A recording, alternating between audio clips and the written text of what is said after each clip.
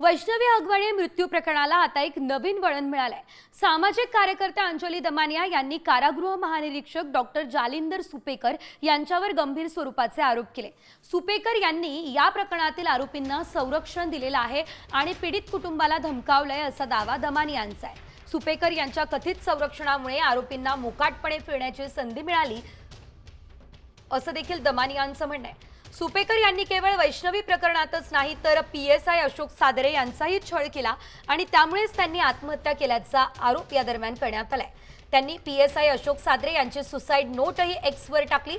बघूयात त्यांनी X वर काय नेमकी पोस्ट केलेली आहे। वैष्णवीच्या नवऱ्याचे मामा IG जालिंदर सुपेकर हे सुद्धा त्यांच्या सहकाऱ्यांचा छळ करत होते। 2 महिन्यांचे पैसे आणि दिवाळीचे सोने न दिल्यानं सुपेकर यांनी सादरे यांचा मानसिक छळ केलेला, ज्यामुळे सादरे यांनी आत्महत्या केली।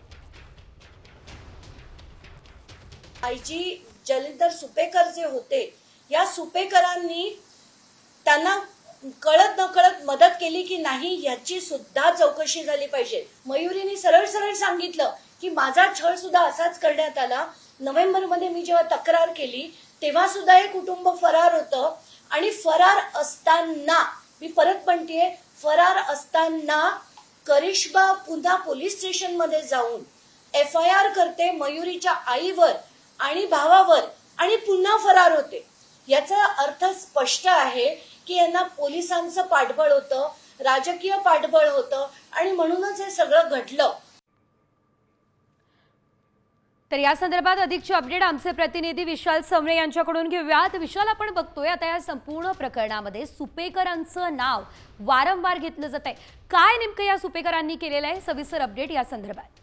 खरं तर IG जालिंदर सुपेकर हे वैष्णवीच्या जो नवरा होता त्याचे मामा आहेत आणि हे छळ करायचे, हे फक्त त्यांच्या कुटुंबामध्ये छळ करायचे नाही तर ते त्यांच्या सहकार्याचा देखील छळ करत असत, असा आरोप जो आहे तो अंजली दमानिया यांनी केलाय। अंजली दमानिया यांनी एक ट्विट देखील केलेला आहे आणि या ट्विटमध्ये त्यांनी IG जालिंदर सुपेकर यांच्यावरती गंभीर आरोप देखील केलेले आहेत। त्यांच्यासोबत काम करणारा एक PSI अशोक सरदे यांनी आत्महत्या केली होती आणि त्यांची एक सुसाइड नोट देखील त्यांनी यामध्ये ट्विट मध्ये केलेली आहे आणि त्याचबरोबर त्यांनी स्पष्टपणे असं लिहिलेलं आहे याच्यामध्ये की 2 महिन्याच्या पैशांच्या कलेक्शन दिलं नाही व दिवाळीचं सोनं दिलं नाही, त्यामुळे अतोनात मानसिक छळ केला आणि त्यामुळे अशोक सदरेंनी देखील आत्महत्या केली, अशा स्वरूपाचं ट्विट जे आहे ते अंजली दमानिया यांनी केलेलं आहे आणि त्याचबरोबर खाली देखील लिहिलेलं आहे की किती बेकार माणसं आहेत। आणि हे ट्विट जे आहे ते त्यांनी CMO याला देखील ट्विट केलेलं आहे, मुख्यमंत्री कार्यालयात देखील ट्विट केलेलं आहे। त्यामुळे आता मुख्यमंत्री याबाबत काय निर्णय घेतात हे देखील पाहणं महत्त्वाचं ठरणार आहे। निश्चितच धन्यवाद दिलेल्या या सर्व सविस्तर अपडेटसाठी। तर एकंदरीत आपण पाहतोय सुपेकरांचं नाव हे वारंवार या संपूर्ण प्रकरणामध्ये घेतलं जातंय आणि आता त्यांच्यावरही काही कारवाई होणार का बघणं महत्त्वाचं असेल।